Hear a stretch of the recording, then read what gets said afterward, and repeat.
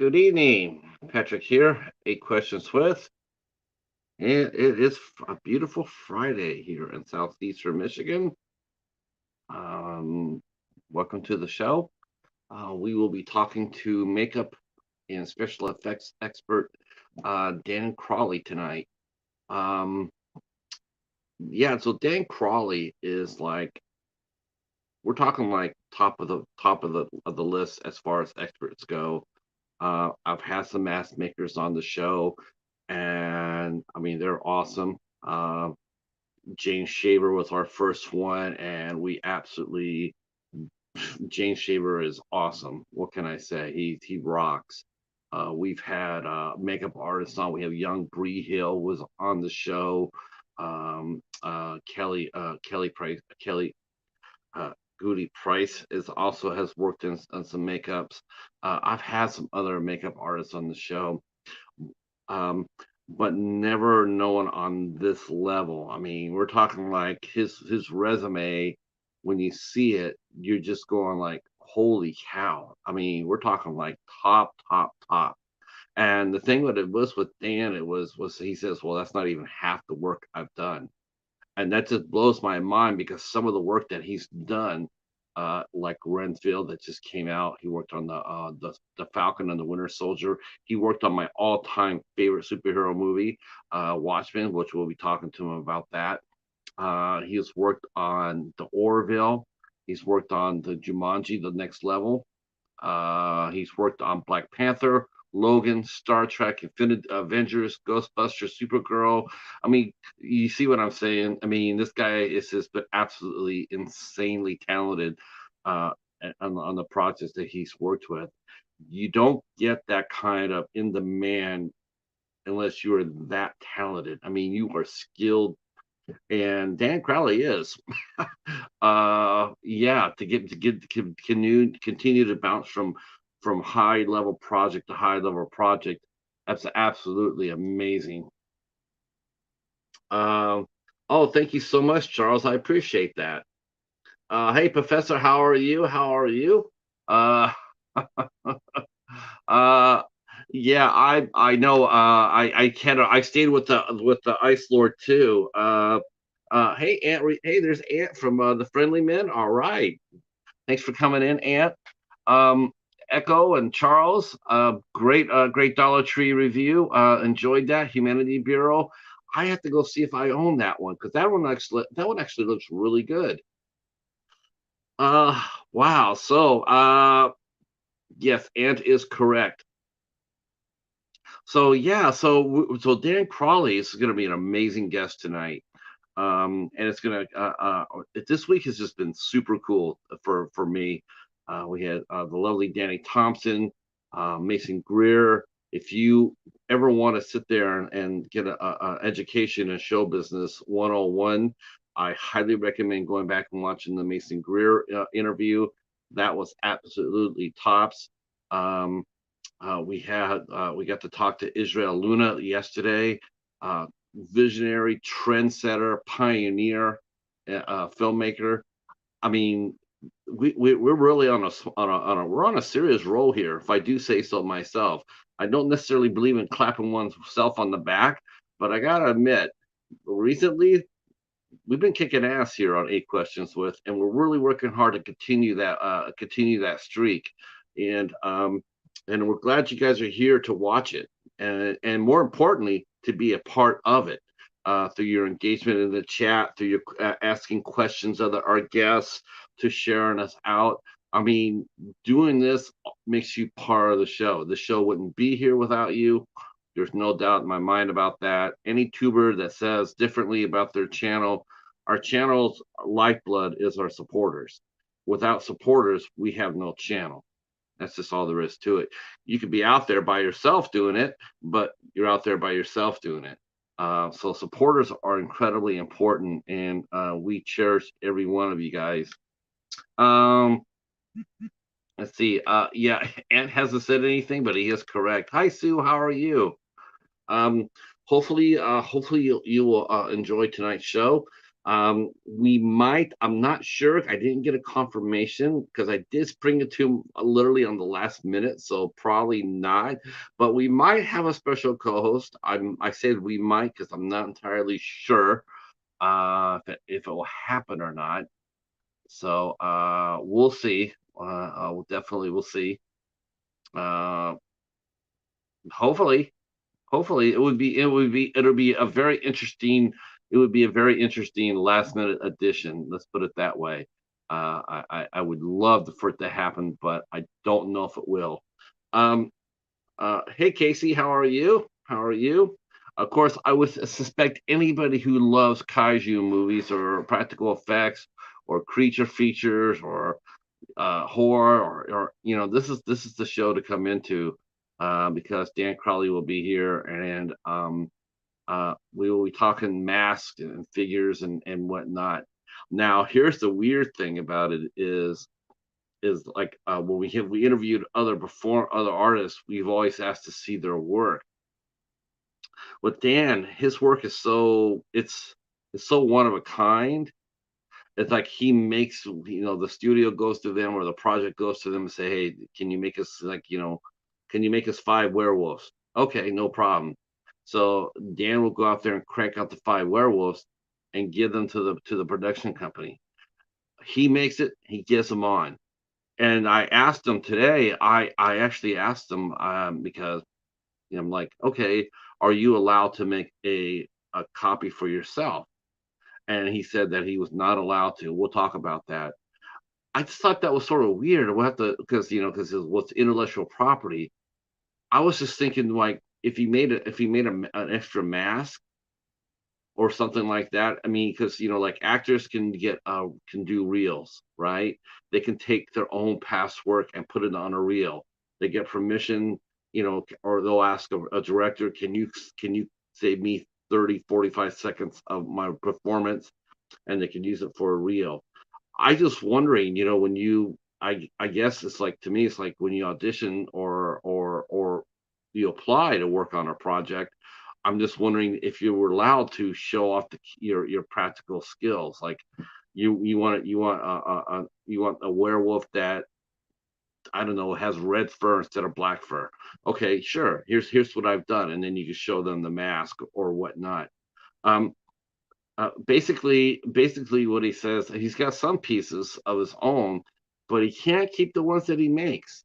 Um, and that's going to be interesting because I'm very curious about that. I always thought that at the end of the movie, at the end of the project or whatnot, I would think that the at least that you'd be able to keep at least one prop of something that you created.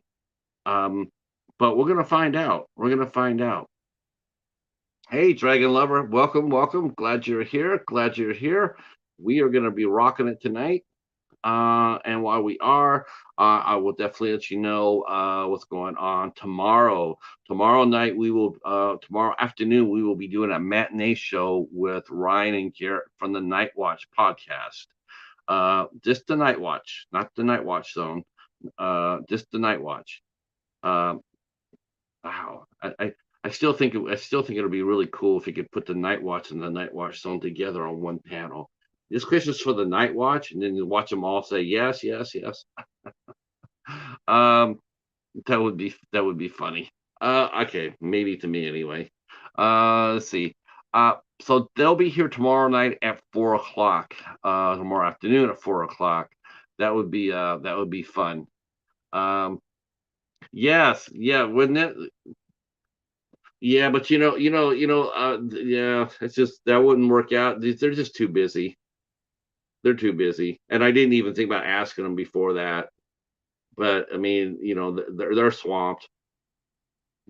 But that's a good place to be, though, right? We're definitely swamped. Let's see. Before I give a calendar out, I want to give a shout out to Lady Valerie for cracking 100 subs. She made it over 100 subs. It's awesome. I also want to give out shout out to our good friend Eric from Hey Internet. It's Eric for an outstanding conversation today. Um, Man, I gotta tell you, man, Eric is man, that guy's deep. He's really a deep thinker. I think people really just don't realize that. that guy has a brain he's got a real brain on his shoulders. He's a really, really, really deep individual, and I enjoy talking to him a lot. And he's good people. He's really good people. So I want to give a shout out to our boy Eric. Um, no, no, no. Him and I were just talking. We're on.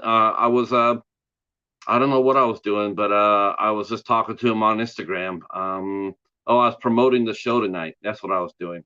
I was promoting the show tonight, and then him and I were talking on Instagram. Um, his new Shark Week is going to be happening in toward on July 23rd, I think, and he's already starting to review the movies that he picked out to watch this year. Um, I do think I do think that yours truly, right now, I hold the distinction of actually giving him the worst shark movie he's ever watched before. Um, uh, uh, but I think I'm gonna get off the hook this year because he picked out some stinkers, and I said, well, is that gonna be enough for me to is that gonna be enough to get me off the hook? Because I told him he needed to watch and review Ouija Shark, and he did. And did I hear about it? I heard about it. Still hearing about it. Uh, I didn't even tell him that I want to try to send him a copy of Ouija Shark 2 yet. That would be most entertaining. As far as doing lives again, collaborations, I'm going to be doing some soon. I know I've been sort of like, um, as far as that goes, I know some people have actually started pinging me a little bit about the Midnight Society, about picking it back up, and yeah, I'm still working my way up to getting psyched up to do it. I sort of enjoyed just concentrating solely on eight questions with, but I do know that I like doing the Midnight Society as well. It was a lot of fun, and so I will try to get that going again soon. Hey, Rick. All right. Yeah. So, see, next week, we do have some more shows here. Next week's gonna be a light week. It's gonna be a light week. I only have, uh, no problem, Charles. No problem. Thank you so much, sir. Thank you so much. Um, so next week, I think it's gonna be a light week because I had so much to do this week. So I only have two shows scheduled for next week. I might do a pop up on Thursday night from 8. I don't know. I'm deciding to do it. I didn't really do like a third anniversary show or anything else. Not that I really think anybody gives a rat's ass about that, but I don't know. Maybe it's just cheap heat. I can throw up a third anniversary show and get some people to say hi. I don't know. I'll decide, I guess. But I only have two shows next week. Next Tuesday we have Horror with Haas will be with us at 8 p.m. And I know you guys all show up and support John as he comes out for the first time. We're gonna have a lot of fun talking to Horror with Haas. And then the 19th we'll see the return of Douglas Epps. He will be here with us on the 19th. He is one of the nicest people I've met since I've been doing the interview thing.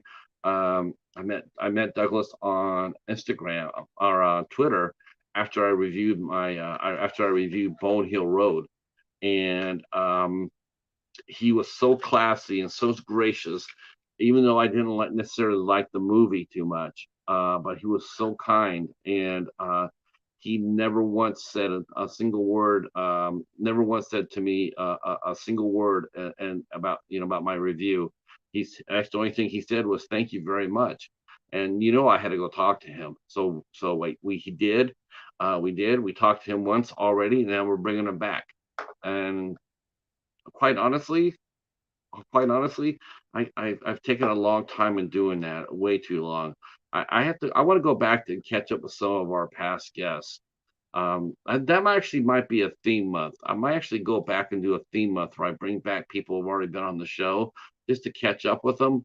Um, because there are a lot of shows that will have a guest and then they move on to the next one and next one and next one. But you know what though? I don't know. I like the people I talk to, and I do have a vested interest in how they're doing. I do like hearing when they do well. And everything's okay. It has that it has that relationship, because you just want to be just one of those, so actually it's a question that I ask people, like, how come you guys, when after did you guys stay friends after your shoot? And a lot of times you hear them say, we all got together as a family, but then once the movie ended, they all went their separate ways. I don't really want that to happen here on this show. I sort of like going back and bringing back people, to come up and talk to us, that have been on the show before, uh, which is why that's why I really enjoy, when Christy comes, when Christy Adams from Nightmare Toys. She's really a nice person, and I love her store. I love what she's doing. I really do. I support, we support her, and that's why I have her come on at least twice a year. Um, let's see. Yeah, yeah. You know what? That's happened to us twice, Professor. That's happened to me twice. Once during my written interviews, a beautiful lady named Karen Volpe passed away of cancer. Um, a lot of us didn't even know she was sick, and we're talking like close friends of hers, much closer than I was. I mean, her and I talked after I, but she never said a word to me. And I know other people that were much closer to her, and they didn't know she was that sick either. Hi, Suzanne. How are you? You're just in time for our guest to be here, momentarily. Whoops. Let me go see where he's at. Make sure he's okay.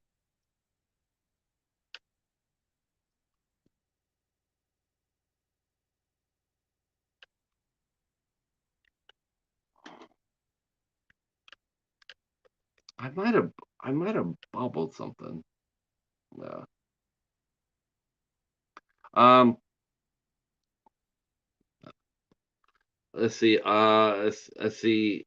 And then of course, we who Vance who I know Dennis. Dennis passed away. That was really sad too. And I've talked to Katie. Oh God, yes, right. Oh God, yes, you're right, Casey. He died unexpectedly, a day before he was supposed to be on the show. Yeah, he passed away from COVID.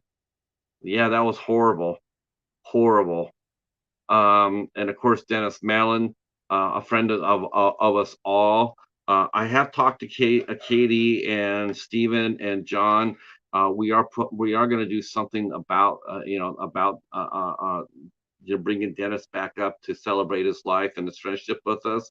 Um, right off, we were going to do it earlier, but we wanted to give some time, since he passed, we wanted to get some time out, and because you don't want to just keep waving that flag right away.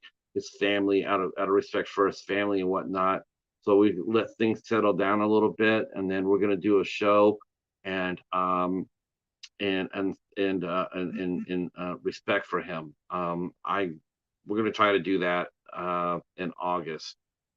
It's just trying to get all of us together to do it. Um, John's schedule's being, the hardest one to work around because he works with his job is, it's really important. He's taking care of some young people, so we work around John's schedule if we can.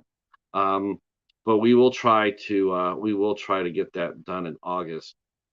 Okay. Uh, oh, he went to the wrong. What? Wow. Okay. Well, I think that was weird. Hold on one second.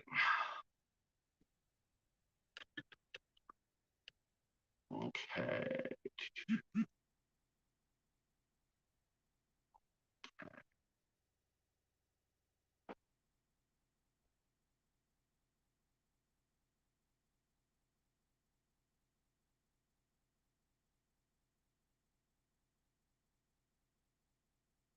Okay, I gotta go ahead and send have to send a invite to Dan. I don't know how that happened.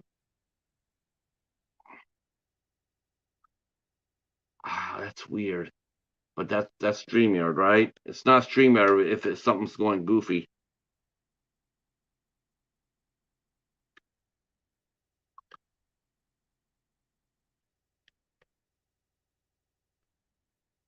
Oh, StreamYard. I don't know, man. StreamYard lately, man, it's been really sketchy. I've been having some problems with this platform. Okay, so Dan, I sent the link to Dan. For some reason, it was not working, so I had to resend it to him, and that probably means that I bet you that. All right, so let me go ahead and bring Dan on board here.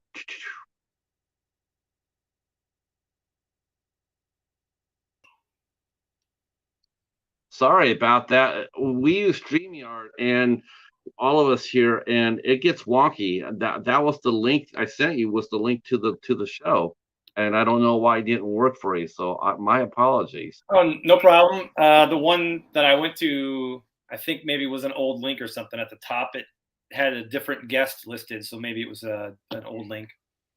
Wow. That's weird. That is, yeah. Oh, that's right. Was our guest from yesterday, and I changed it around, and that might have did it when I changed it around. But we are so glad you're here. I'm in awe, quite honestly. Uh, this is big for us. I've never interviewed anybody that, as far as a makeup artist go or special effects, at your level. Not it's just like that's crazy. You're crazy talented, Oh, thank you. That's very kind. and very true. Let's call it what it is. You are a hell of an artist.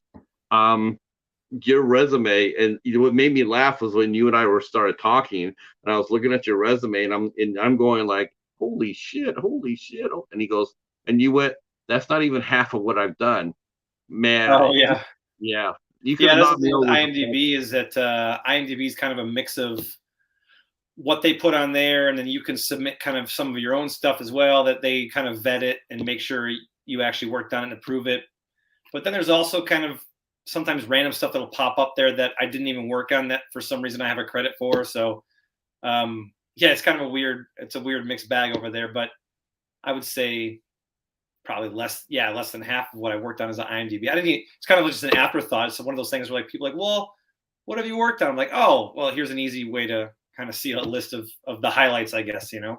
Now, see that's a perfect segue, Dan. It's a perfect segue to what we were talking about earlier today. And I asked you, says, like, because I've, anybody else I've so far, as far as makeup artists go, they've always had pieces there they could work on or showcase or mask or whatnot. They've always had past work that they could showcase. And I was thinking to myself when we talked, I said, are we going to be able to go and get into your workspace, and we're going to see all these different cool ass masks and figures and everything else. And you said that no, once you make a prop, it goes straight to the department, it goes straight to the set. And then I asked, well, do you get to make a copy of that? And you were like, no, not at all. And to me, it's like, well, you have to, do you still have to audition or apply for jobs, or do just people they just call you up and say, come work for us? Look, you're never going to be beyond, I think, having to prove yourself, whether they call you or you call them. I've been fortunate that I've been in the business long enough that at this point, generally, generally people will call me usually, but it certainly wasn't always that way. But look, I'm not I'm not above making some phone calls if if I were ever out of work. I wouldn't have any problem kind of calling and asking for work or seeing if somebody could use a hand. Or but I've been fortunate that when I tend to go work for somebody, they'll usually hold on to me. So there was one place I worked pretty much exclusively for almost 12 years. And I had been there on and off for I think 18 years, and then the company I primarily work for now, I've been at pretty much exclusively for the last 2 years. So I've been fortunate that once I get somewhere, they kind of tend to hold on to me for a while. But not always the case. Not always the case. So Oh, when you first started out, maybe, but I mean, now I would think that, yeah, I have a feeling that the ratio between you reaching out to call, make a phone call versus them calling you, I'm sure it's like 20 to 1, that type of deal. For every call you make, 20 more are calling you. Um, that kind of comes down to how busy things are. If things are really busy, then usually there's more work than there is people available to do it. So then that might be a time when I'm getting a lot of calls, but I'm not able to take on all of that work, or I'll have to turn jobs down. And then there's other times where, or maybe if it's just like if it was a really cool show or something that I really wanted to work on, I'm not. I would certainly like call if I knew somebody working on that show. I would definitely call them and be like, hey, I really would like to work on that show. You need some help over there, if it was something that was really exciting to me that I want to be part of. that's fun. That's fun to be able to have that, be able to do that, and they knowing the person taking your call is like going like, he's calling us. Oh hell yeah, let's bring him in. Because I got money here in the budget. Let's bring him in. I Um, don't know if I don't know if it's I don't know, who knows what I think it'll just come down to if they need the help or not. You know what I mean? I don't know that they would just yeah, I think you're very kind, but I don't know that I'm as like that big a deal. You know what I mean? I'm just like another working guy, in a business of a bunch of yeah, really talented people. So Yeah, I've seen your work. I'm just amazed by it. Um, I guess the first question is though is now that the actors have gone on strike, what does that mean for you? Does that mean like everything screeches to a halt for you too, even though you're not part of the actors union? But yeah, this, yeah, everything's shut down. I mean, and really, the actors union is just adding to. It's already basically been shut down since May 1st or 2nd when the writers went on strike. Um, it's pretty been really no work since then, and really even since the beginning of the year, because in anticipation of the writer's strike, work had really kind of ramped down, and they weren't really starting a lot of new productions because I think they were anticipating that they weren't going to have any writers available uh, to work on those things. So it's been pretty dead, a good part of this year, and now, as of today, that's it. There's nothing. So unless you are doing stuff outside of the industry, everybody's just not working. I was been lucky that the last few strikes I've weathered. Um, I've been lucky that the writer's strike, I think it was 2007 or 2008. It just so happened at that time I wasn't working in movies or film. Like, I mean, I was in the industry, but the project that I was on when the strike happened to be museum stuff. So I just happened to be on a job for a few months, and during that time of the strike, where I was working on actually wax figures for a museum. So I was very fortunate; it didn't affect me. And then the one before that I remember would be the actors went on strike. I think it was in 2000, so 23 years ago now. But I was so new to the business that I was just a kid with no bills, living in like a small studio apartment. So I was like, wasn't a real big deal to me because I wasn't working that much anyway. You know what I mean? I was kind of like was just starting out, and I think I might have even still been working part time at a grocery store, to supplement my income as I was trying to find my way in the business. So um, I was very fortunate in both of those instances, but this one, the circumstances are very different. So yeah, I mean, I saw a lot of actors. Even it was funny. I was reading about Deadline today, and just sucks. The studios are. I mean, we're already starting to hear some of the stuff that they're throwing at the actors. Um, basically anybody coming onto the business, they want to be a background person, that we can learn how to be on a set and learn etiquette and all that good stuff. Now the studios want to be able to pay that person for one day, copy their image, and then use that image forever and ever. So they wouldn't have to hire any more live actors to do the background. They could just keep recycling the same one over and over. Um, and then I heard that someone were basically saying, like, we're basically gonna starve them out. We're not gonna do anything at all. And then 5 or 6 months they're gonna start running out of money, and then they'll be forced to settle on our terms. Um, how are crew? How does writers and actors, how does it affect crew members, such as yourself, makeup departments and whatnot? How does a strike like this affect you guys? Uh, are you allowed to work? I mean, everything is shut down, but I mean, let's say it's a little independent movie came over and said, "Hey, can you grade some stuff for us?" Are you allowed to take those? Are you allowed to work on those? Are you allowed to do anything that's non-union during a It's a strike? it's a fuzzy line. It depends, and if you're part of a union or not. If you're part of one of the other unions, because there's generally unions for most of there's makeup union, there's a prop union, there's a sculptors union, there's unions for the drivers and craft services and carpenters. There's unions for all of these things, and generally, if you're part of any of the entertainment industry unions, then what the union leaders of each of those individual unions would generally ask is that all unions not work, to show solidarity for the unions that are striking, whether it's your union or not. That's usually what those union leaders will ask of the members. I guess, with the hopes that should your union ever strike, then hopefully the other unions would then have your back as well, when it comes time for that contract to be renegotiated.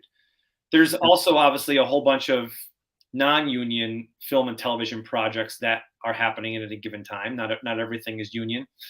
And if you're part of one of the film industry unions, then you're not supposed to be working on non-union film and entertainment industry projects. That's generally frowned upon by the unions because obviously they would prefer that everything be a union project. So fuzzy line there. Certainly, I know people who work on both non-union and union projects, and um, It's a hard line, isn't it? I mean, it's tricky. I mean, I think it's up to each person's individual discretion. But there's also, I guess, non-film and television industry, adjacent things that you could do utilizing those same skills. So, like I mentioned before, like the last time there was a strike, I was working on wax museum figures. That wasn't a job that I sought out because of the strike. It was a job that I happened to already be on. So, I would say if you're working on things that are not entertainment industry related, directly tied to film or television or those unions, then I imagine that would be okay. Like if you're doing private commission work, or if you were working on some museum projects or live event type thing. But even live event type things, a lot of those live event things are tied to film and television. So for instance, San Diego Comic-Con coming up, they've canceled all of the panels because the yeah, actors are not going to appear at those panels because the actors union is on strike. So and really even before the strikes, most of the studios had kind of, from what had read, had kind of pulled out of the San Diego Comic-Con having a presence there to promote their film and television projects this year, anyway. So yeah, yeah, I yeah, mean, look, at some point people are gonna, they have bills to pay, and yeah, yeah. you have kids and you have mortgages. It sort of sucks that they would actually have that attitude, instead of working together, protect everybody's livelihood. I mean, that's one good thing about your livelihood. It's, since it's physical, whereas, you're always going to have work, right? You're always going to, they can't replace you. No, I disagree. In Really? fact, yeah, AI is coming for everybody. So How are they going to be uh, able? How is AI going to be able to do what you do? AI is already doing what I do. I mean, de-aging has been being used in film already for quite a while now. I mean, um, even like just the newest Indiana Jones, like a lot of the X-Men films, like they're already de-aging a lot of the actors with AI, with deep fake. Mandalorian was using it for Luke Skywalker. And so, I mean, those are things that have been around forever. Something that's not talked about a lot is AI has been being used as a tool to kind of smooth out and beautify actors and actresses for a long time. You know what I mean? Um, as a tool first, and now oftentimes in replacement of makeup. So, um, yeah, I mean, no, I mean, I would definitely not say that the makeup field is something that is going to be immune to that. And I think it's going to, yeah, it will replace people like me for sure. I think the first thing that's going to, I was just having a conversation actually yesterday with the guy that I work for about it. And, kind of his take was that it'll probably replace a lot of the background makeup artists first, because like there's all the makeup artists there's makeup artists who exclusively do background artists, right? Like, so background actors and stuff. When you have a big crowd scene, you're doing their makeup or you're making them look all dirty for a battle or whatever it may be. um you know that is going to go, I'd say, pretty quick, because they'll very quickly just be able to kind of have the background actors out in the scene doing their thing, and they can very easily just have a AI technology just kind of like track all those faces quickly and just clean them up or whatever. You know what I mean? Much quicker and less expensive than to have an army of background makeup artists. So I think that'll be first, and then I mean, essentially, maybe the last thing to go would be the manufacturing of prosthetic appliances, but it'll probably be a situation where you design a makeup, design the prosthetics, maybe even apply it one time. They'll capture that information into the computer, and then the actor will act the rest of the film, not having to wear the makeup every day, not having to be 4 or 5 hours in the chair. Um, and they'll just have tracking dots, and they'll take the makeup that you made and the application that you did, and they'll just track that to the actor for all their scenes. I mean, James Cameron's already essentially doing that with Avatar, right? Like they built all the elements of those aliens practically. They made the makeups. They made essentially like display heads, like like stand-in heads.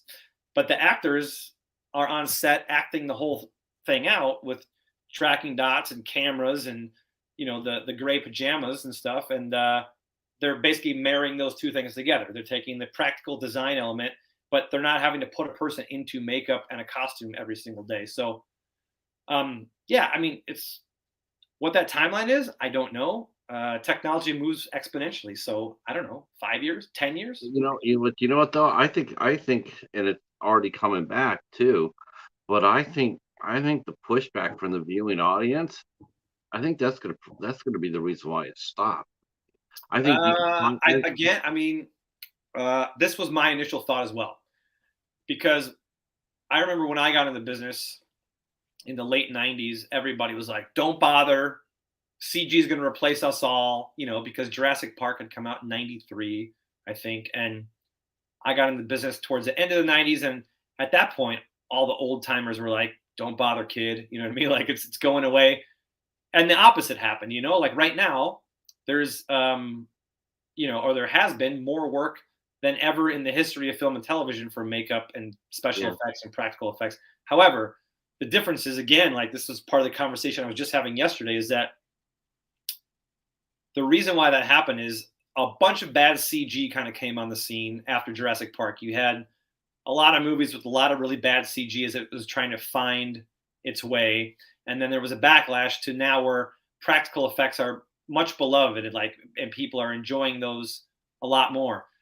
But I think that that's a reaction to a generation. So the generations like myself or the generation right before me, they grew up with practical effects and makeup effects. So now as those people are coming into power and becoming the studio executives, those are the things that they are nostalgic about and that they remember. So that's what they want to see. And that's why there's been this big swing back to practical effects. But you have to remember the generations coming up behind me, they didn't grow up with any of that. They grew up with a phone. They grew up with CG. That's all they know. They haven't seen all the stuff from the 80s and the 90s that was practical effects. So they have no nostalgia for it. They have no connection to it. And to them, what is reality is video games, augmented reality, deep fake, filters. So they're not going to have the same reverence and I think passion for these things like those who are in charge now. So even the young 20 somethings, who are going to become the studio execs of tomorrow, I don't know. I don't want to be pessimistic about it, but I'm just trying to be realistic. I think you're just being cautionary. I don't think you're being pessimistic. Yeah, you're being cautionary. But I just feel like when they do de-aging like that, though, the viewing audience is speaking up, and they're speaking up as saying like they don't like it. They don't like the idea of that. They don't like the idea of when you tell someone, well, yeah, they could act. In theory, they could bring back Marilyn Monroe. People don't want to see that, but we can make her like she's alive today, but yeah. she's not. That's the thing. She's not. Nobody's going to want to go out there and watch a movie where you bring back somebody from the dead, I think some people would. I mean, some people would like to see those people act again, and also I don't necessarily think that the studios are always very concerned about what the people want, right? I think they've shown that quite a bit with some of the stuff that's come out the last few years. And I hope that changes. But it seems to me like the last few years, in particular, like the way things have gone with a lot of the films that have been coming out and TV shows that have been coming out, is that the studios aren't necessarily aligning with the same things that the audience are as far as what they want to see. And I think that's why there's been a backlash to a lot of the stuff that has been coming out, in particular with these legacy franchises, so. Well, that's the reason why network TV. If anything's going to go extinct, it'll be the networks. I mean, every year it's less and less people watch it. I mean, they just don't, they can't. I don't know if they can break out. They can't develop anything new on TV. That's why you see Dick Wolf having 6 hours every week, or or all these other franchises over and over and over. They can't break anything out because people are tired of watching network TV. They don't. It's only it can only go to a certain level. That's why they'll take a lot of the old, the more mature shows and put them on the streaming services so they can get away with more. But network TV is. I just I don't know. I just think it's going to be gone within 10 years or so. Our friend Zan says you have to do what you have to do to earn a living. And I agree. I think you're right. I do think there is a tremendous love for practical effects. The first thing when your movie comes out and it gets reviewed as a studio, the last thing you want to see is the first thing that comes out is, yeah, so this really has bad CGI, because that's a killer.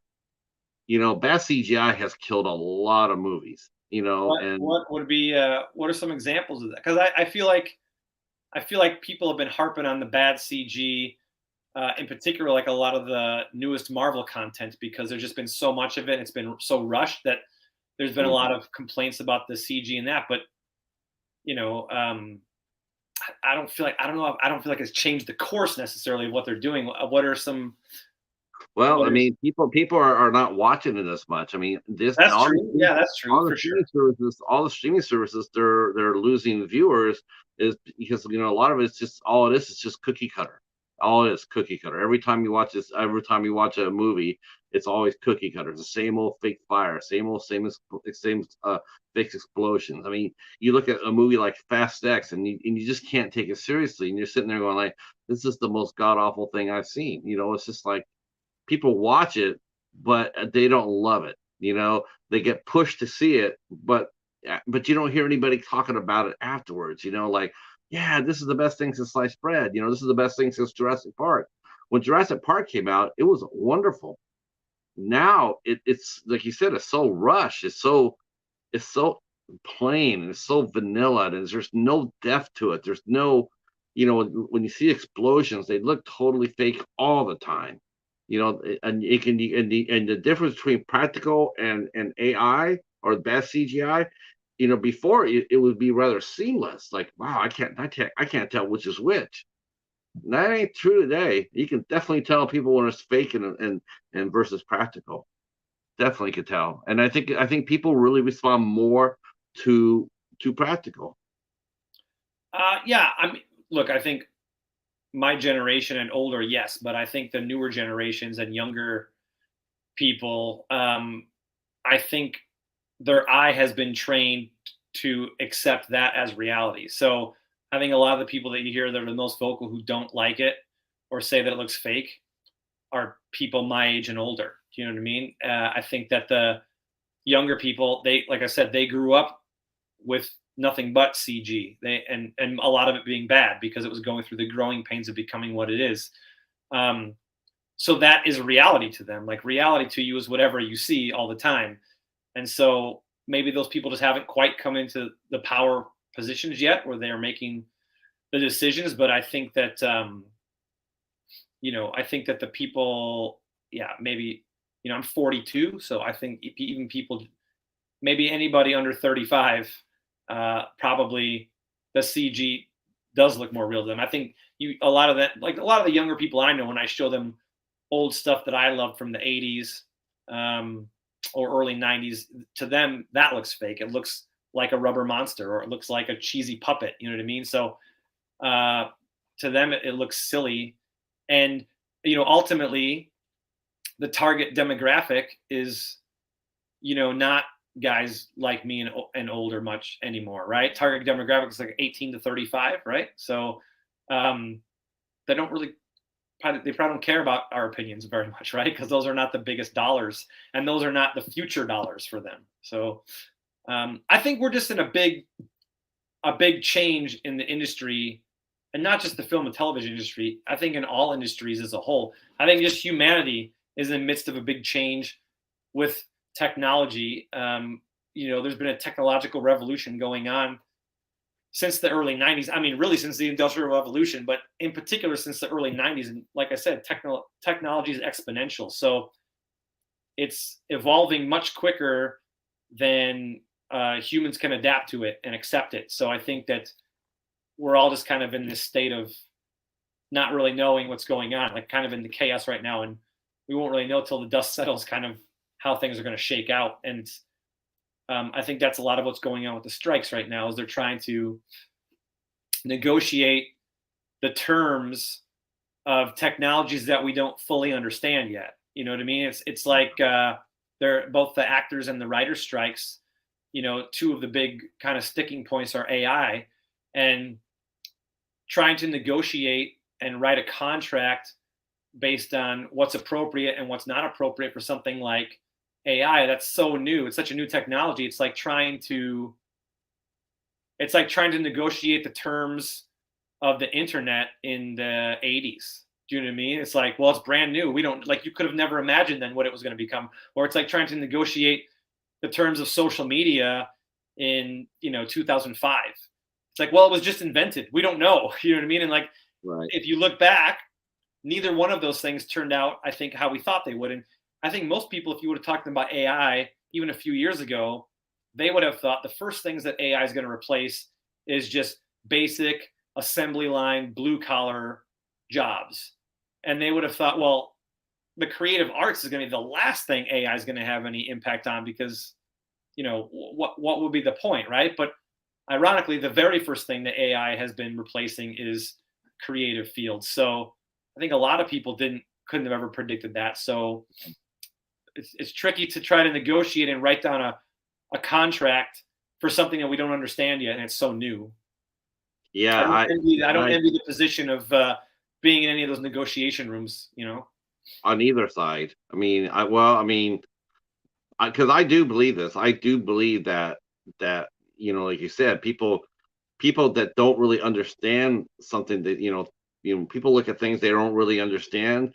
They always dig their heels in and to resist it because they don't understand it, and and they don't want to just rush headlong into something they don't understand. So they will drag their feet, And and it's like, these studios, I don't think it's in their best interest though to just to settle quick, and to, like, okay, well, or basically say, okay, we're going to drown you out, and we're going to go ahead and replace you all with AI. Because I don't think, like I said, I just don't feel the public, like, and like what you said, I don't think the public's ready for that, and I don't think they'll respond to that. And even for the young people, they still have their limitations as well. They still want to be able to understand what they're doing. Nobody wants to come across as being a little bit clueless.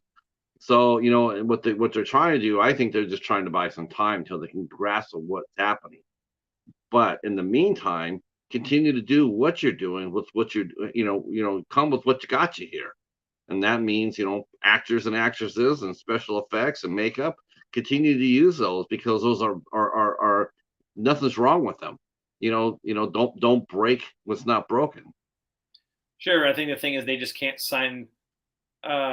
Neither side wants to sign a contract without settling on these new technologies and things like, I still think things aren't necessarily settled for either of them on residuals for streaming services, right? It used to be that the old model was network television was 22 episodes, and every time something aired on television, that actor would get a residual because the episode was playing again, and then that episode playing again meant commercials, and those commercials meant new revenue coming in during that, and so they get a piece of that revenue. I think the tricky thing with streaming services is that streaming services are a subscription model. So, and also none of the streaming services, so far as I know, release the data on views. So, I think they want to have the old model of being compensated residuals for every time there's a replay of an episode. But it's not the same as the network model where that is something that's tied to commercial revenue, right? It's subscription revenue. So I think it's a matter of like tracking those things and knowing what those things are and what's the appropriate amount, and is actual new revenue coming in tied to using that likeness. And because it's not a limited thing where you can, back in the day, you had to be home at the time something was airing to see it, or you missed it, or have your VCR set. But, actors didn't get paid residuals for if somebody recorded something on their VCR and watched it multiple times later, right? The actor wasn't compensated every time for that. But I'm sure back at the time of the invention of the VCR, there was negotiations around that. Like, well, hey, like people are recording this and then they're watching it other times. Like, shouldn't we, get something tied to that? So, I mean, like, look, I don't know. These are all just like the questions, right? So I think that it was never really settled on when streaming kind of became what it is. And now, as you kind of said, it's replacing network television. And that's what they're trying, or one of the things I should say that they're trying to figure out is like, what revenue is appropriate and what is the share of that revenue and what is the appropriate amount of residuals for which people and whose work contributed and is then thus owed a certain amount of that revenue, and how do you track that and what's fair? And it's probably a lot of stuff to figure out, you know what I mean? And then when you add into the mix of that the AI thing, and these contracts are also just about their everyday, like any job, like you going for your review once a year, or you going for your review every 3 years. And those are the times you're going to ask for more benefits or a raise or whatever it may be. So it's not just all the typical stuff that comes up every time a contract is up. They're also trying to negotiate all of these other new things. So, if both sides aren't kind of willing to play ball and they're both just kind of like crossing their arms at the other side and sticking they're digging their heels in, this could go on for quite a long time, Yeah. How does it, I mean, do you you must talk among your peers. I mean, how will this, how this will affect you? Do you look at what's going on now and then you apply it to your own union and and the own way you do business? Are you adapting by watching what's happening to right now between the actors and the writers? Are you guys do you guys meet and discuss that? Like, okay, so that tactic's not going to work, or maybe we should try this tactic. I mean, because you're a I'm sure contractor. I'm sure the union leaders are, you know what I mean? But the members of each individual union are not the ones who are negotiating these things. It's the representation of the unions that negotiate all of these things and then just kind of dictate them down to the members like, here's what we negotiated, you know? And I think the members have good faith that the leaders of their respective unions are going to negotiate what's in the best interest of the members. But you don't have any control over any of that stuff. Well, let's talk about some things that you do have control over. Let's talk about some of your projects that you've worked on, including one that you just recently finished, Renfield. So I guess before we can get into Renfield, I guess we need to go back to where did you when did you start? When did you decide to become this is something you wanted to do? Was it by design, or did you walk into it, or how did it happen? No, I mean, I think when I was young, probably 8 or 9, I guess the two kind of things that stick out in my mind as to maybe what set me on the path to do what I do for a living was going around Halloween time into like the Halloween store, which I think was just like a little part of a barn at like a pumpkin patch. I grew up in a small farm town, and there was this pumpkin patch we go to every year, and there was like a little section of the barn that had latex masks and simple kind of theatrical makeup, and that was the first time I ever saw liquid latex. And I think I was just maybe 8 years old, and I was fascinated by like the picture of what you could do with it, and so it was like exciting to me. And I asked my mom to buy it for me, and then proceeded to just kind of put that on myself and any friend who would sit for me. And then the other kind of moment I really remember is there was a large preponderance of all these kind of behind the scenes, like how they did it specials back in the 80s for makeup effects, and I remember seeing a couple behind the scenes specials about how makeup effects were done, and how like animatronic puppets were done. And it was just fascinating to me. It was just like something that I really was drawn to, but I don't think I really started to consider it maybe seriously as a career till I was in high school. And that's kind of when I think like most people, once you're in high school, you got like, well, what am I going to do when I get out of high school? And for me, it was, I think that's kind of when I decided, like, I think I want to do this, so. That's not the average answer most kids get. Like, what do you want to do after you get out of school? I want to become a makeup artist. Or sure, yeah. Well, especially for me, it was like there was just a huge push to go to college. I think there still is, right? So I mean, there's just a huge push, like kind of college or nothing, right? And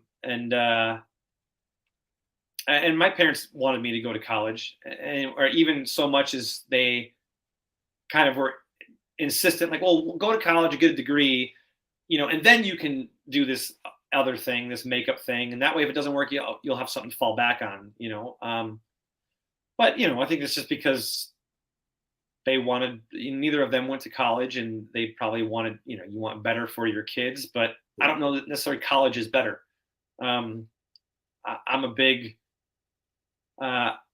really for the trades. I think more people should go into the trades. I think more people should go into, blue collar, like labor jobs and apprenticeships. And I don't think college is the answer for everybody. That's my personal opinion. Right. I agree with that. Yeah, I mean, we don't have enough tradesmen anymore in this country. It seems to be sorely lacking in a lot of places. So I agree with that. If you had went to college, though, what college would you have wanted to go to? There was no colleges for what I do back then. There's a whole bunch of colleges and makeup schools now, but there wasn't anything like that when I was starting out. There was a place in Canada, a college there that had like a makeup effects adjacent program, but it wasn't specifically for makeup effects.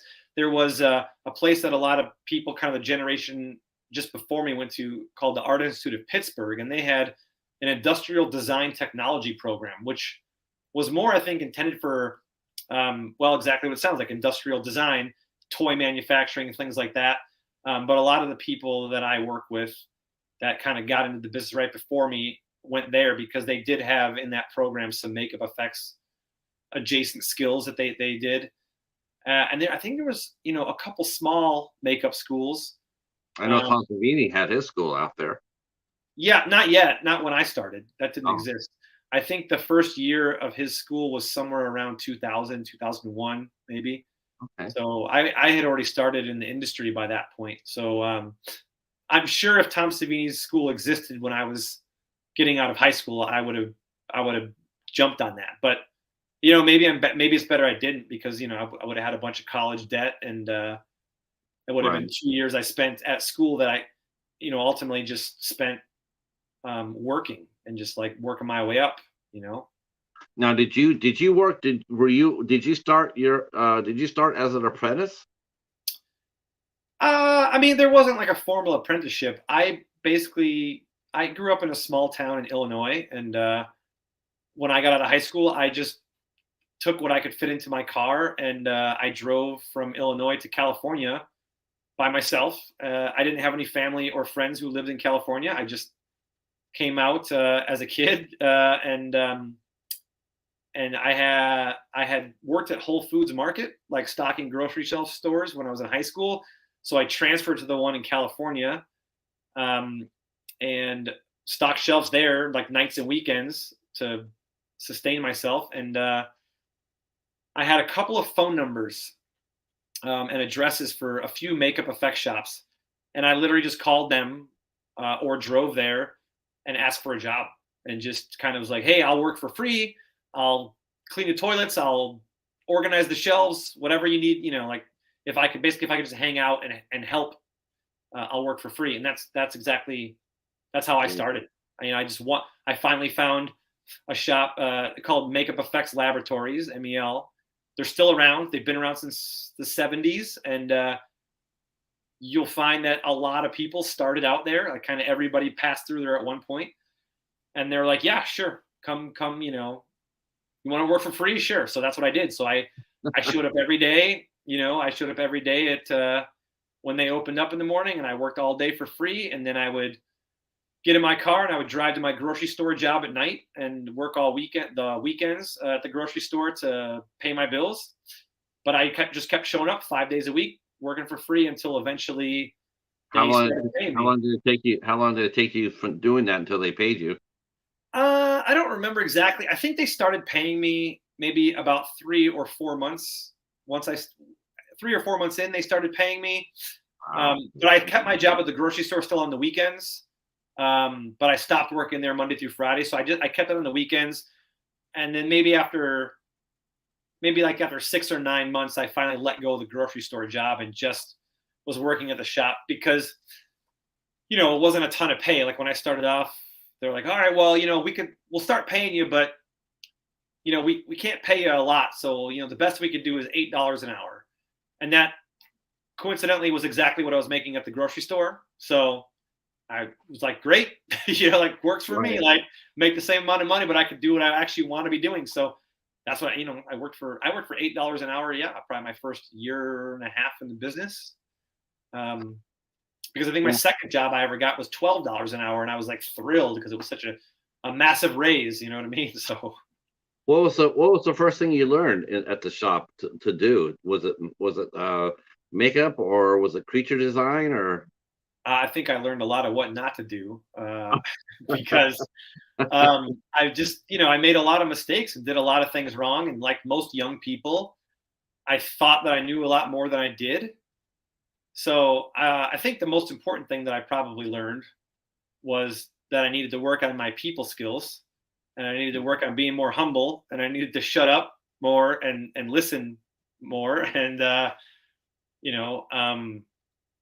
yeah, I mean, you start off doing just the basic stuff or whatever they need help with. You know what I mean? You're just doing like a lot of it is just cleaning and assisting, doing busy work, doing, a lot of it's like almost like an assembly line, just kind of doing like the simple, mindless stuff that kind of helps support the artists and technicians who are doing the important work. But what you should be doing all that time is watching what they're doing and asking questions enough to learn, but not so much to annoy them. And just kind of being there and being available and waiting for your moment when they need some help and you're there. And they're like, hey, kid, you know how to do this? And maybe, hopefully you do, or hopefully you've watched, you've learned something. But look, a lot of it for me was somebody asking me if I knew how to do something and being like, yep, I had no idea how to do any of it. It was just faking it, throw myself into the fire. And I like, well, you just told them you know how to do it. So you better figure it out pretty quick, because otherwise you're gonna be exposed for not knowing what you're doing. So a lot of, for me, I was naive because I was young and I thought I could do anything. So I would just throw myself into it and, you sink or swim kind of thing. And that's not to say that there wasn't plenty of failures. There were. Yeah, but at least he had the go-getter attitude, though. It's just that small town mentality. Like my dad was an electrician, and my mom, she was a nurse, and then she ran a daycare. And I just grew up with a strong work ethic. My dad just drilled it into me, small farm town kid, and just I'm just like really big into just, you may not be the best, but you can outwork anybody. You know what I mean? That was always kind of my thing. Like I might not be the best, but I'll work harder than anybody else. So. What was the first film or TV project you got to work on? I'm sorry, what was that? What was the first TV or film project you got to go on? The very first thing I ever worked on was like day one. I worked on a movie called Caveman's Valentine with Samuel L. Jackson, which I never saw, but that was the first thing I worked on, and I wasn't doing much important. I was just helping out. But that shop, Makeup Effects Lab, that was the first one I worked at. At the time, they would get lots of like little projects here and there. And the reason they did Caveman's Valentine is because at the time, the shop owner, Alan Apone, was Samuel L. Jackson's personal makeup artist. So anytime Sam Jackson was in a movie, he would try to toss a piece of that, if there was makeup effects type things, to his shop. But at the time, they had two shows that they worked on pretty regularly, which was Star Trek Voyager and the Drew Carey Show. So those two shows I got to work on quite a bit my first year in the business, because that just happened to be the shows that shop was tied to. Nice. Now did you just work there strictly at the shop, or did you actually get to go on set and work on set as well? I did get to go on set. Yeah, they were really very generous with opportunity that way. So yeah, I mean, if there was a chance to go to set, like, then they would take me, and it was great. Like, oftentimes I was just kind of just helping there, like I wasn't like in charge of anything by any means. I think a lot of times they didn't even need me there, but they were just kind of gotta learn somehow. They were just being nice, and they were just being generous and like giving me an opportunity to like come see what like a real movie or TV set was like, and to help out. And I'm sure they knew, like, it was going to be a thrill for this, 18-year-old kid to be on a real set and see how these things work and learn a little bit. So, yeah, I mean, they were really great. They gave me a lot of really cool opportunities, and gave me my start, as they did to many people in this industry. So, how many episodes did you get to work on? Oh, that part I don't remember how many episodes there. Whenever there was like a big effect, I mean, I don't remember everything. Like the Drew Carey Show, it was like a lot of times like making some like props for the show. I remember we made like a kind of like almost like a cow leg cane. There was an episode where they drank radioactive beer and they all were glowing in the dark, and so I got to go and help paint the main actors with like this black light paint. And we did an episode where Ryan Stiles like has like a puppet, like almost like a chest burster alien come out of his stomach. Worked a little bit on that. And Star Trek Voyager was basically there was two aliens. There was an alien called the Hirogen. We made all the costumes for that, so I got to go help with that a little bit. And then the Borg. Anytime the Borg were on Star Trek Voyager, they were still using the Borg costumes from Star Trek First Contact, the movie, including the Queenborg suit. So, which I don't, that movie came out in like 96 maybe. And so this was in 2000.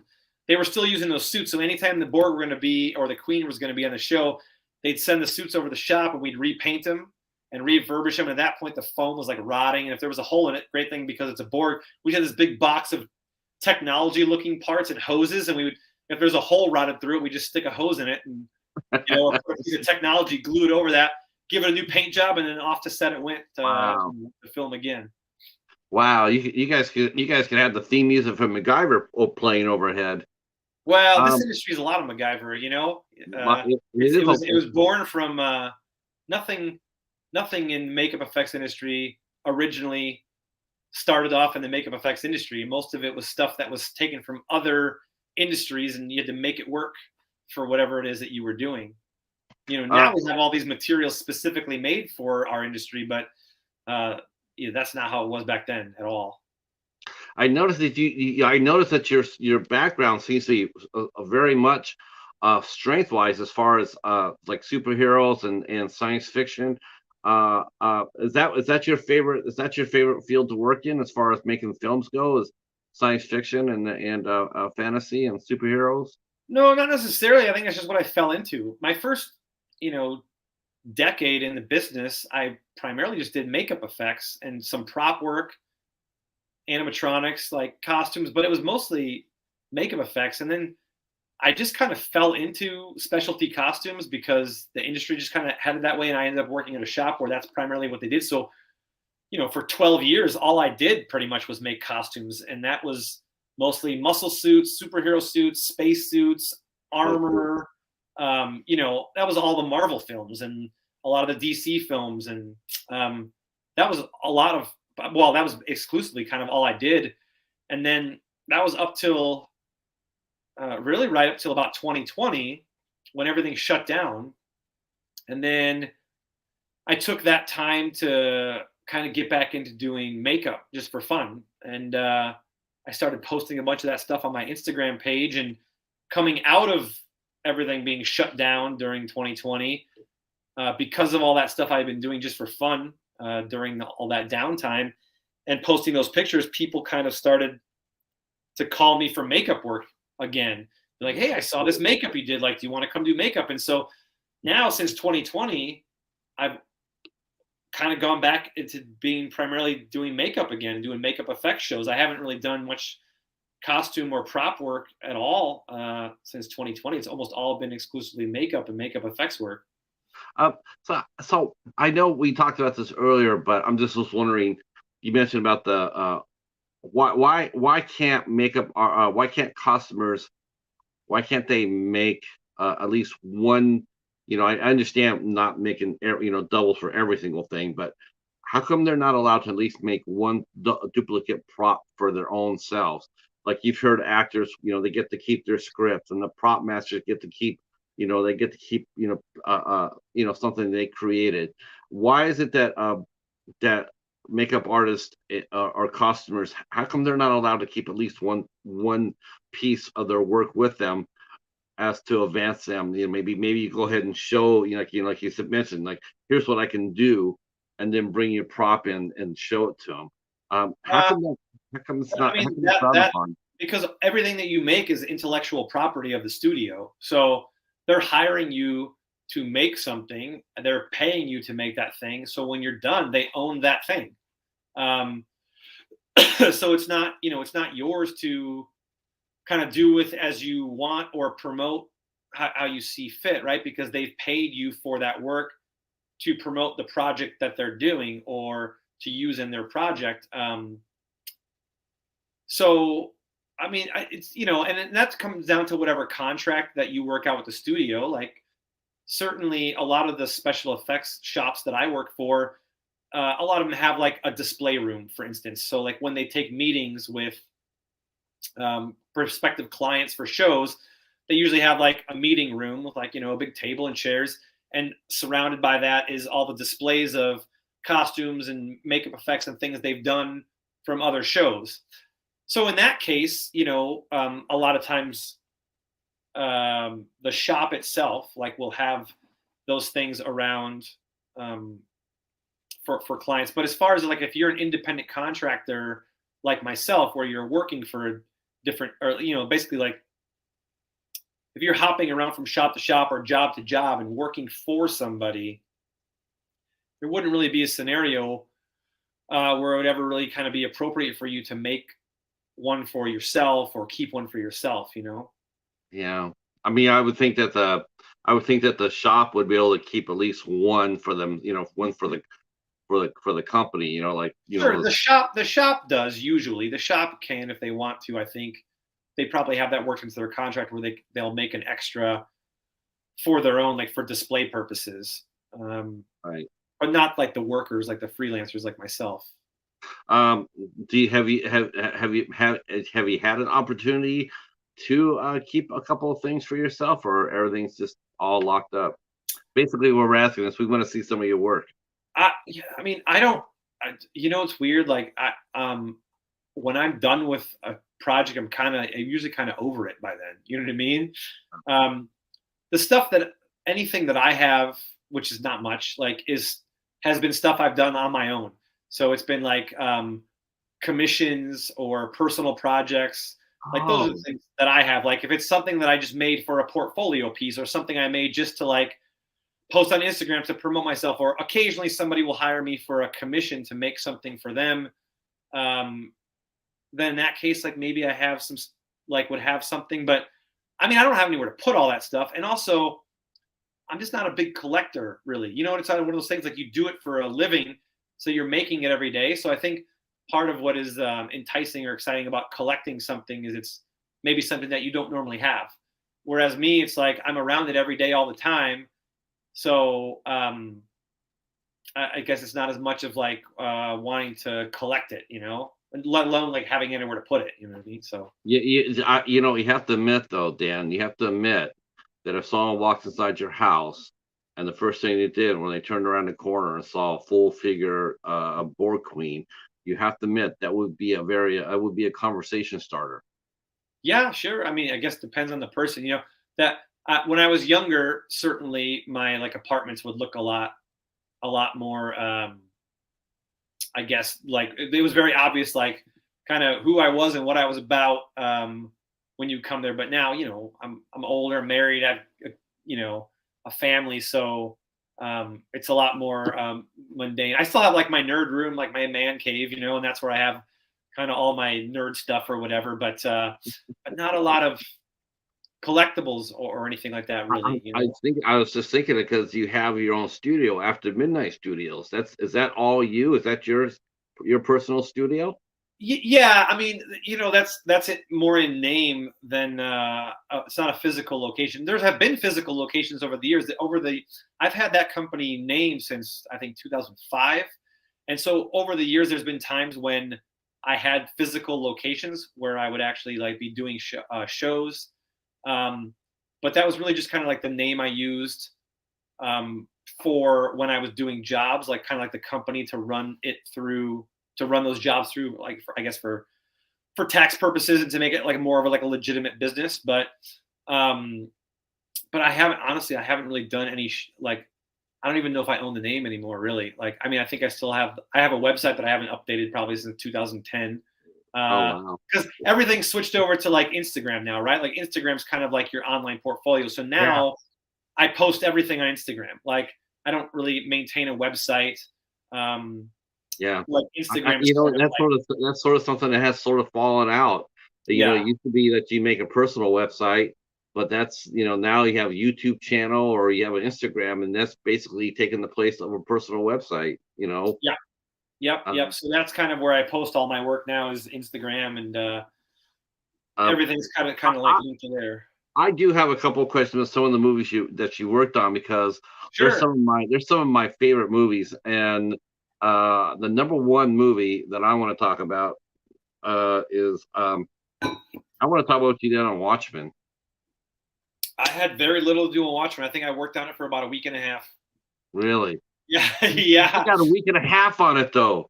You got to work on it Well, for and, 10 and not days. and not on set. I wasn't even on set for it. I think I literally I can't even tell you. I don't even really remember what I did. I think You because created, Watchmen you was created, going I know what it was. You created Dr. Manhattan's dot right here. on. No. Yeah, most of the stuff for Watchmen was done by. There was a couple different shops there was like one shop that did all the makeup effects, and another shop that did all the costumes. And I was actually busy working on other projects at that time, so I didn't work for any of the two big shops or that are full time that was doing the show. I think I just worked like nights and weekends helping out for the shop that was doing the makeup effects for a little while. So yeah, I mean, some of the stuff that I've worked on is like a day. Like you go there, you work on it for a day, and then that's it. Other stuff you're on for 5 or 6 months or a year. I mean, so yeah, so not to disappoint you, but my contributions to Watchmen were very, very small. So small, in fact, I barely remember. I think it might have been some makeup effect for some one of the fight sequences or something like that. What has been your favorite project? The one that you want that you would if someone said, "Well, what have you done?" What are the first three projects that you would bring up, saying that this is my most important work, or the work I'm proud of the most, or the one I advanced myself the most? What are the three that you talk You about? know, it depends on what it is. If it's like, props or costumes or makeup effects, animatronics, like these are all kind of different things. I mean, I'm proud of the fact that I ran a shop for 12 years. I was there on and off for 18, but I was the mold shop supervisor for 12 years there, and really much more than a mold shop supervisor, because I had a lot to do with a lot more than just a mold shop. I kind of like really was instrumental in running and coordinating between a lot of the departments. And that shop was called Film Illusions. And there, we worked on nearly every Marvel film from their inception all the way through to Endgame. And then we did a lot of stuff for the DC films, Batman versus Superman. And we did all the Hunger Games. What's that? What's the difference? All the Hunger Games movies. We did both the first two Deadpools. We did all the J.J. Abrams Star Trek films there. I mean, we did so much stuff there. So, was there when you're working on different projects for, say, Marvel or Marvel Disney or DC Warner Brothers Discovery? Was there a difference in attitude on what you're working on? Did people seem more excited to work on maybe Marvel more than DC, or DC more than Marvel? Was there any sort of, or is it just a job? Not so far as I could tell. I mean, look, it's like anything industry. I think you have a mixed bag. There's certainly some people in my industry who are like, nerds to the core and are just like really excited about everything that they work on, and they just talk about movies and quote movies all day, and like, get into conversations over like the obscure minutia of everything. And there's other people, yeah, it's just a job for them. They didn't even necessarily intend to do it for a living. They just kind of fell into it, or knew somebody who did it, or had a family member who was in the industry. And then there's other people who have been doing it a long time, and they're jaded and they're angry and they don't want to do it anymore. And really? I think it's like any industry, probably. Like you have every kind of every spectrum of person in there. So I bet, even though it's a very short conversation, I bet you still have that wonder in you. I bet you still have that one, that when you first started out, that drive, that energy, that optimism. Me? Yeah. Or just in general? No, in general, yeah, general. Oh, I think, yeah, I still think you have wonderment. Even the guys who complain the most, there's probably a little bit of like a too cool for school thing. They don't want to seem like they're excited about it, or they don't want to seem like they're, you know what I mean? Like they don't want to seem like they're still into it. But look, I think you're right. I think they probably are still, pretty excited about it. How can you not be? I mean, it's exactly, Dan. Preach it. I mean, exactly. Like, I remind people all the time that, whenever people complain, or whenever people are upset, or in my industry. I try to like remind them, remind myself, like, look, like, you could be a waitress at a Waffle House. You know what I mean? You could be doing asphalt shingles on a roof, in Arizona in the summer right now. Like there are people who do hard labor and like real, I don't want to say real jobs, but kind of, you know what I mean? Like really hard jobs and like physical jobs. And like we get to make, and it's not to say that what we do isn't hard sometimes also, but like in reality, we get to make cool, fun stuff and sculpt and paint and draw and create things that are hopefully going to have lasting impressions for audiences for a, many years to come. And I think it's pretty cool and fun and special to get to do what we do. I don't, you wouldn't fight and work so hard to get into an industry if it was so miserable and terrible. You know what I mean? Right. Like everybody wants to do it. Not everybody, but you know what I mean? Like people are just like desperate to get into it. You know what I mean? And so I think that we Yeah. should never lose sight of that and be grateful for those of us who have gotten into it and been able to continue to make a living at it. Yeah, because I mean, I'm sure there, if you're really unhappy with it, believe me, step aside. There's 10 people behind you that'll be more than Sure. happy to step there and be willing to work for free, just to be able Yeah. to cut their teeth. Um, so what are I asked you this earlier, but what are the three movies or the three individual projects or makeup? What are the three that would you say would define your career for you? I don't know. I mean, that's a tough question because like what defines my career? I don't know that I could define my career. I feel like that's for other people to say. Like they could look at it and be like, well, these are the three things that define like your career. Like these are the three things that stand out. For the things that stand out for me are usually maybe not the big exciting projects. It's sometimes Exactly. a lot of times like little stuff or like little independent things or things you've never heard of because of relationships that I've built with people from those crews or little moments I've had that I've shared with those people. I don't know that there's like a thing that stands out as like, well, this is the thing that defines. How about that? How about this? Who was the first person you ever taught? Oh, I know you remember that. Everybody remembers that. the first person that I taught. I mean, I Yeah, don't. first person that came over and you showed them what to do on a show or a set. Ooh, you know, I don't know the first person. I don't.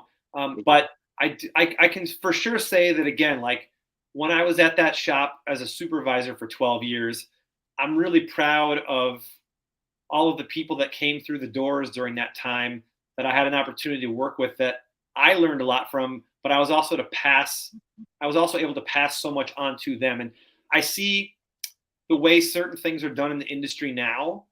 And I like to think that some of the techniques that I see are things that if I didn't invent, that I certainly helped to um, propagate and spread. If not invent myself, because there certainly were things very unique and special to those years and those shows that because I was kind of like cut off from the world, right? Like when you're hopping around from shop to shop to shop, you're constantly being exposed to like a lot of different people, a lot of different artists, and learning a lot of different techniques. But because I was kind of like the top of the food chain, I was the one kind of dictating all the techniques, and so um, I was coming up with a lot of my own methods and my own ways to do things, and then I would share those things with those crews because it was what I was familiar with, or because it was what I found was most efficient. And then when I went back out into the world, or when I would see those people later, they were still using a lot of those techniques that I'm pretty sure that I hadn't seen before or heard about anywhere else. So, I guess I would just like to think that maybe I've contributed to my craft and contributed to my industry, and there's people out there now who have learned things from me that have made them better at what they do, and that they've been able to share those things with other people. Yeah, you're very humble. Well, You really are. You're very humble. I really admire that. I respect it too. I mean, I know a lot of people that with your background and your history and your longevity, it would be very easy to be, "Rrr," but you are extremely humble. I And think what keeps me humble, one is like kind of reminding myself to try to remind myself to be humble, but also it's very easy to be humble in my field because I work with so many people that are so much better than me, you know? So I work around artists every day that inspire me that I look at and go like, man, like I wish I could do that, or I wish I was as good as that person. And I see people coming up now, like people who are much younger than me, uh, and they're way better than I was at that age. And I don't know. I mean, I feel like it's easy to be humble wow. when you're constantly surrounded by people who are better than you or that you want to be more like, you know? Well, I would say that they're better, they come up because they have better training. There's more opportunity for them than you had when you first came in. Sure. And Yeah. and the path that they walk on, that path wouldn't be there if it wasn't for people such as you. So as far as them becoming, as far as them being better, they wouldn't be better without people like yourself. They just wouldn't. They would just be, like you were when you first started out. There was they didn't have the opportunities of having expertise such as you did when you first started out. Not as much as like you said. I mean, today is more busier than ever. Back when you first started, maybe not so much. Yeah, I mean, that may be true. Yeah. When I started off, I will definitely say the climate was very different. When I started off, if you were new, they didn't like you. And if you had any kind of training, like at a school, makeup school or anything like that, they didn't like you. The old guy was not excited to teach the young guy or like take someone under their wing. Because they felt threatened. It was a very exclusionary industry, and there wasn't a lot of opportunities, and everybody was trying to keep everybody out. That has changed a lot. Now it's very different. Like now, I see a lot more people being a lot more welcoming of new people and trying to help everybody else. I think a lot of that has to do with the fact that there's a lot more opportunity. When I started, there was a lot less jobs uh, and to go around for the amount of people in the industry. But now there, generally is a lot more work than there is people who do it. Um, Right. so uh, that for sure is true. And yes, there's a lot more information. Man, there is a lot more information out there. You can learn everything on YouTube that you would ever need to know now. So it's not like the days when I was starting, when you were, going over articles in Fangoria or Cinefex and getting out your magnifying glass to look at what was on the shelf behind the person working to see what they were using and where you could maybe buy it. And Right. Right. Wow. So what's next for you while this everything shut down?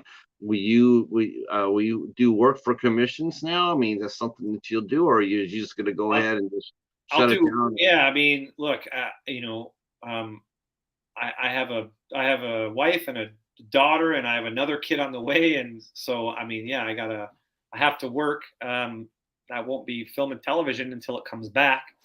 Um, I'm definitely not one to sit idle.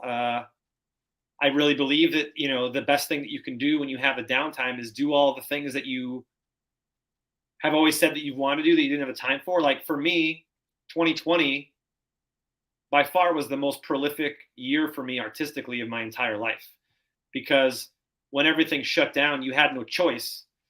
So for me, I wasn't gonna sit around and watch Netflix all day and drink. I just got to work.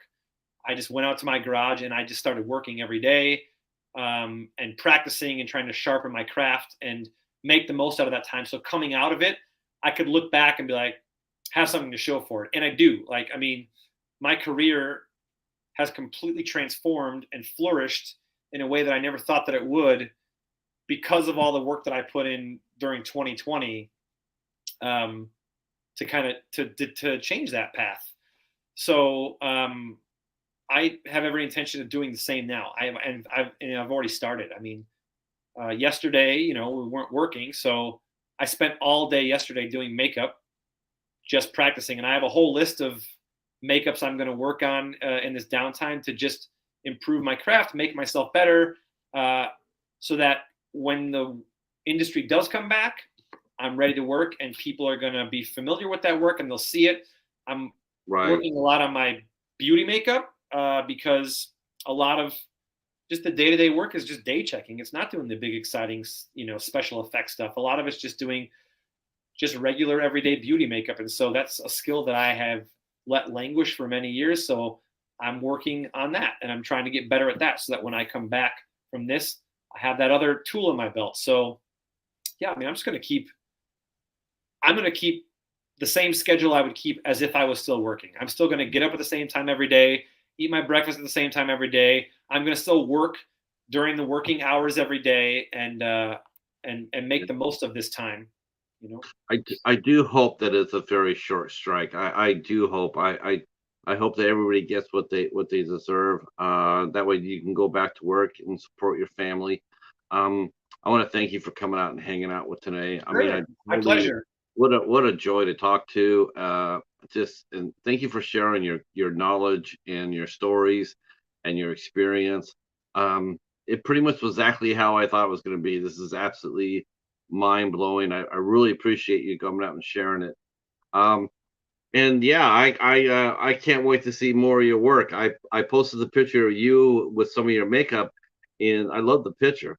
I get real weird about pictures. Like I was telling you when we were talking, just in messages, like you're like, "Hey, do you have a picture of yourself?" I'm like, "Not really."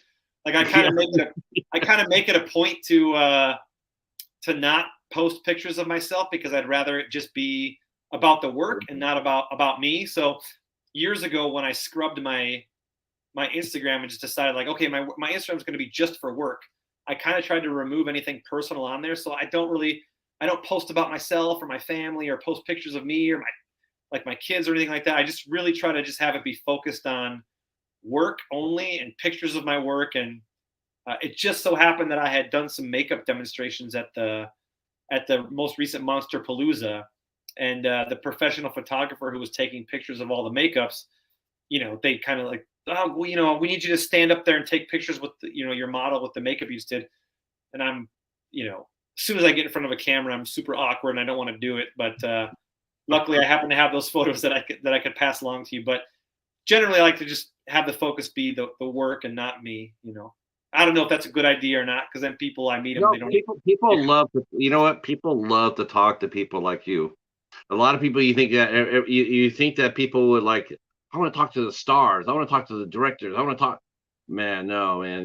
Let me talk to the people and make the magic. I'm one of those guys that there's the Wizard of Oz. That's awesome, but I'm going around the side. I'm going around. I want to see what makes it tick.